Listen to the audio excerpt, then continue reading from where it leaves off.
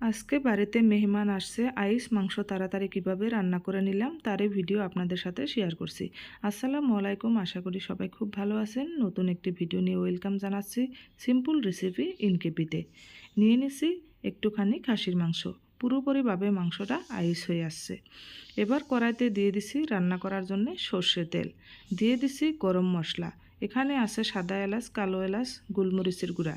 এখানে দিয়ে দিছি গোটা জিরা, দিয়ে দিছি একটা তেজপাতা 2 টুকরা করে, দিয়ে দিছি কুচি করে রাখা পেঁয়াজ আর কাঁচা লঙ্কা কুচি।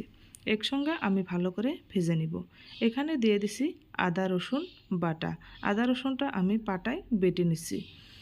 ভালো করে নাড়াচাড়া করে নিচ্ছি ফোড়নটা আনানোর জন্যে। মশলাটা ভালো করে কষিয়ে নিতে হবে, যেহেতু মাংসটা পুরোপুরিভাবে আইস।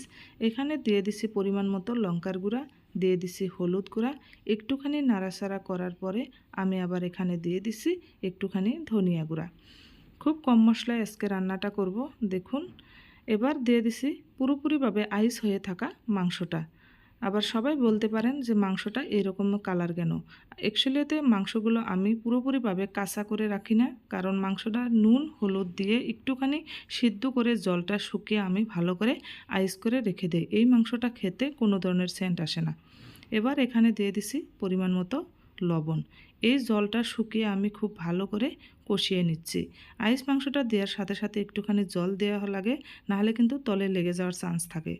এবার আমি দিয়ে দিছি গরম জল। গরম জল দিয়ে আমি মাংসটা ভালো করে রান্না করে নিব। ঢাকা দিয়ে দিছি প্রায় 20 মিনিটের মতো। খুব কম জালে ঢাকনাটা দিয়ে রান্না করতে হবে। এবার এখানে দিয়ে দিছি ভেজে রাখা জিরা গুঁড়া। এখানে আমি দিয়ে দিছি ভেজে রাখা গরম মশলার গুঁড়া। এই ভেজে রাখা মশলাগুলা দিয়ে রান্না করলে খাসির মাংসটা খেতে খুব মজা হয়। দেখুন সুন্দর একটা কালার এসেছে। আলু দিয়ে এইভাবে খাসির মাংস রান্না করলে খেতে অনেক সুন্দর হয়।